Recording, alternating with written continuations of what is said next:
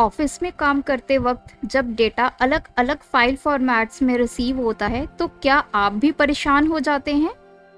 आपके दिमाग में भी बहुत सारे प्रश्न घूमते हैं, जैसा कि इस डेटा को एनालाइज कैसे करें? क्या अलग अलग फाइल फॉर्मेट के डेटा को कंबाइन करके एक्सेल की शीट में ला सकते हैं?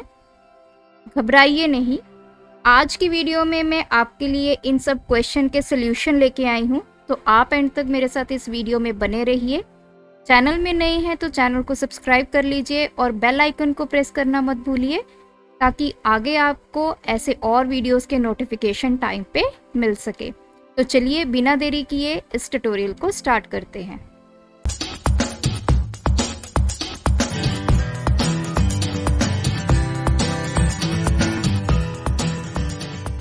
मैं शालिनी स्वागत करती हूँ आप सबका आपके अपने YouTube चैनल लर्नर्स अकेडमी में। जैसे मैंने आपको बताया, मेरे पास डेटा अलग अलग फाइल में है और ये सारी फाइल्स मुझे मिल चुकी हैं। अब मुझे इस डेटा को एनालाइज करना है। तो आप यहाँ पे देखिए, मेरे पास एक्सेल की फाइल है, CSV फाइल है, PDF है और लास्ट में मेरे पास एक असेस डेटाबेस की फाइल है। तो मुझे इस सब डेटा को एनालाइज करना है, इनको कंबाइन करके एक्सेल की शीट में लेके आना है। तो ये काम मैं कैसे करूँगी, तो चलिए देखते हैं कैसे। सबसे पहले मैंने यहाँ पे एक ब्लैंक एक्सेल की शीट ले ली है। उसके बाद हम जाएंगे डेटा टैब में और यहाँ पे हम यूज़ करने वाले हैं पावर क्वेरी को। आज हमें पावर क्वेरी की असल में पावर पता चलेगी कि ये कितना पावरफुल टूल है। अगर मैं आपको अपना डेटा दिखाऊं तो जितनी भी मेरी फाइल्स हैं उन सब में जो मेरा डेटा है वो कुछ इस तरह से है। मेरे पास कुछ एम्प्लॉइज़ हैं, उनके नाम हैं, एम्प्लॉय आईडी है, किस डेट को उन्होंने सोल्ड की है आइटम, कितनी यूनिट सोल्ड हुए हैं, कितना प्राइस है और कितनी और कौन कौन सी आइटम उन्होंने सोल्ड की है। तो यहाँ पे डेट देख सकते हैं, मेरे पास अभी जनरल फॉर्मेट में है, तो मैं इसको डेट में कन्वर्ट कर देती हूँ। तो ये सारे फॉर्मेट्स जो हैं वो देखिए ये डेट में कन्वर्ट हो गई है। तो इसी तरह से बाकी मेरे पास जो डेटा है वो भी कुछ इसी तरह से है। तो मैं अपनी PDF फाइल आपको शो करती हूँ। PDF में भी मेरे पास इसी तरह का डेटा है। हर मंथ का डेटा मेरे पास अलग अलग आ रहा है, और लेकिन जो फाइल्स मुझे रिसीव हो रही हैं वो अलग अलग फॉर्मेट में है। और अगर आप यहाँ पे ध्यान से देखिए, जो इनका सीक्वेंस है कॉलम्स का वो भी सेम नहीं है।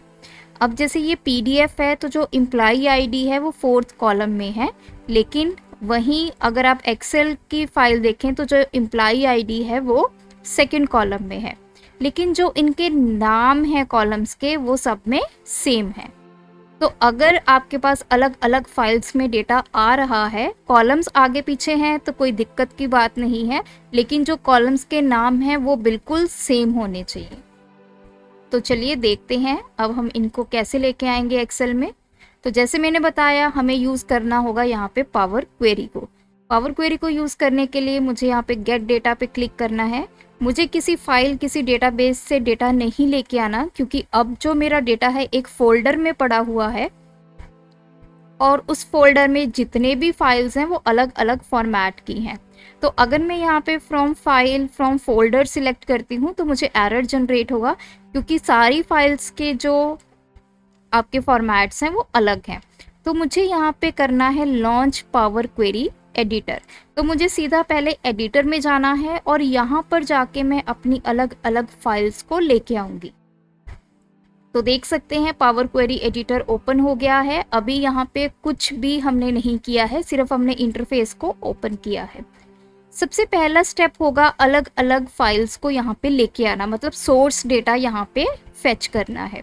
सोर्स डेटा को फेच करने के लिए आप यहाँ पे देख सकते हैं, होम टैब के अंडर हमारे पास लास्ट ग्रुप है न्यू क्वेरी, और इसमें से मैं सिलेक्ट करूँगी ऑप्शन न्यू सोर्स।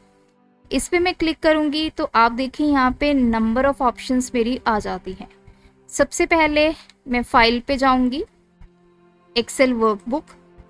आप किसी भी ऑर्डर में अपने डेटा को लेके आ सकते हैं, जिस ऑर्डर में भी आपने इसको लाना है। तो सबसे पहले मैंने इस शीट पे क्लिक किया और इसको किया इंपोर्ट।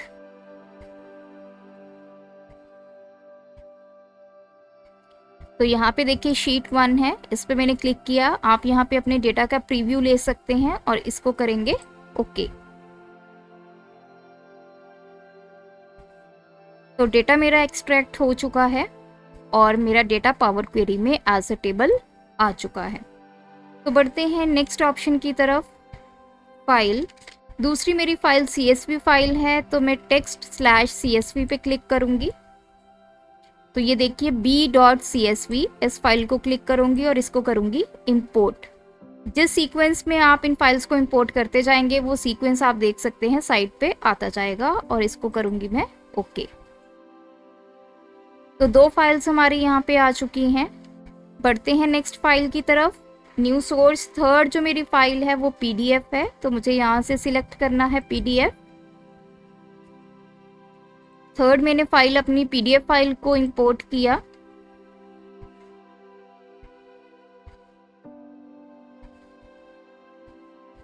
तो यहाँ पे देखिए मेरे पास 2 ऑप्शंस हैं, एक है टेबल और दूसरा है पेज।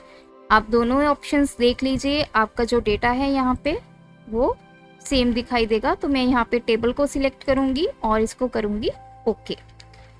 कोई भी डेटा इंपोर्ट करने से पहले आप एक बार उसका प्रीव्यू ज़रूर देख लीजिए। बढ़ते हैं नेक्स्ट सोर्स की तरफ, जो कि हमारी एक एक्सेल की फाइल है जिसकी एक्सटेंशन है XLSB। ये हमारी बाइनरी वर्कबुक है, इसको मैंने इंपोर्ट किया।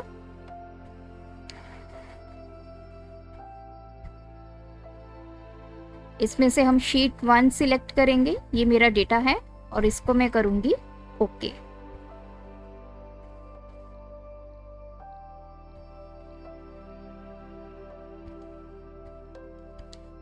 तो देखिए 4 फाइल्स मेरी यहाँ पे आ चुकी हैं।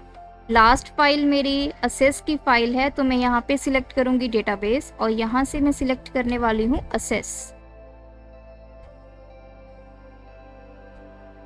और इस फाइल को हम इंपोर्ट करेंगे। यहाँ से मैं सिलेक्ट करूंगी टेबल, ये टेबल का नाम है जो मैंने इसको दिया हुआ है, देन ओके। तो आप देख सकते हैं सारी फाइल्स मेरी यहाँ पे आ चुकी हैं। अब हम करेंगे स्टेप नंबर 2। स्टेप नंबर 2 क्या होगा, इन सब फाइल्स को आपने इकट्ठा करना है, एक टेबल के बाद दूसरे टेबल का डेटा, दूसरे टेबल के बाद तीसरे टेबल का डेटा। तो इसके लिए मैं यूज़ करने वाली हूँ अपेंड को। अपेंड आपको ऑप्शन होम टैब के अंडर कंबाइन ग्रुप में मिलेगी, यहाँ पे देख सकते हैं अपेंड क्वेरीज। तो आपको यहाँ पे 2 ऑप्शन मिलेंगी, अपेंड क्वेरीज एज न्यू। हम सिलेक्ट करेंगे अपेंड क्वेरीज एज न्यू क्योंकि हमने एक नई वर्कबुक क्रिएट करनी है। तो इस पे मैं क्लिक करूंगी। तो अब ये देखिए अपेंड का डायलॉग बॉक्स ओपन हो चुका है। तो ये पूछ रहा है कि आपने कितने टेबल्स के डेटा को इकट्ठा करना है, क्या आपके पास 2 टेबल्स हैं या 3 और मोर टेबल्स हैं। मेरे पास टोटल 5 टेबल्स हैं, तो मैं 3 और मोर टेबल्स पे क्लिक करूंगी। ऑलरेडी जो शीट 1 का डेटा है वो अपेंड होने के लिए चला गया है। अब आपने बी से लेके लास्ट तक शीट सबके डेटा को अपेंड करना है, या तो आप एक एक सिलेक्ट करके ऐड करते जाइए, या फिर आप शिफ्ट की हेल्प से लास्ट वाले पे क्लिक कीजिए और ऐड। तो देखिए टेबल्स टू अपेंड में ये सारा डेटा आ चुका है और इसको करेंगे हम ओके।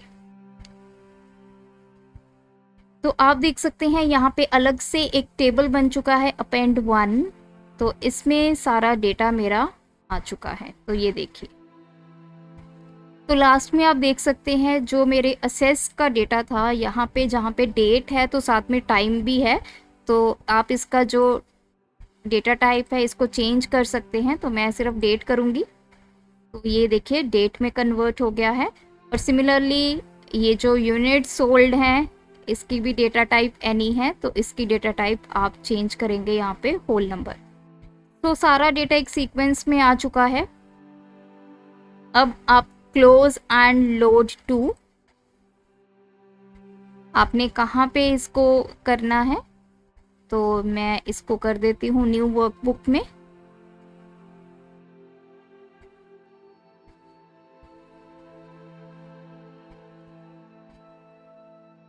थोड़ा सा ये टाइम लेगा अपेंड होने के लिए। तो आप इधर देख सकते हैं क्वेरीज एंड कनेक्शन में ये सारी लोडिंग हो रही है आपके डेटा की। तो विद इन फ्यू क्लिक्स हमने डिफरेंट फाइल के फॉर्मेट्स के डेटा को पावर क्वेरी में लेके आए, उनको अपेंड किया।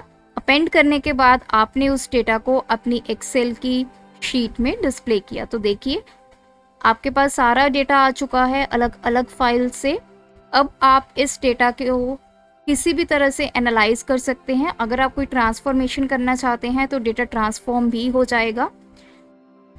तो नेक्स्ट टाइम अगर आपके पास कोई और डेटा आता है तो उसको भी आप सोर्स में जाके ऐड करके अपेंड कर लीजिए और यहाँ पे आपका जो डेटा है वो डिस्प्ले हो जाएगा। तो बहुत ही इजी वे में आज हमने सीखा कि किस तरह अलग अलग फाइल फॉर्मेट के डेटा को आप इकट्ठा करेंगे और एक्सेल की शीट में डिस्प्ले करके उसको एनालाइज कर सकते हैं। और अगर आप ट्रांसफॉर्मेशन उसमें कुछ करना चाहते हैं तो ट्रांसफॉर्मेशन भी इजीली हो जाएगी। तो आज की वीडियो में इतना ही। अगर ये ट्यूटोरियल आपको अच्छा लगा हमारे चैनल को सब्सक्राइब कीजिए, वीडियोस को लाइक कीजिए, शेयर कीजिए और कमेंट सेक्शन में मुझे कमेंट करके ज़रूर बताइएगा ये वीडियो आपको कैसा लगा। ऐसी और वीडियोस देखने के लिए आप मेरी एक्सेल की प्लेलिस्ट को चेक कर सकते हैं। Thanks for watching this video. Keep supporting us.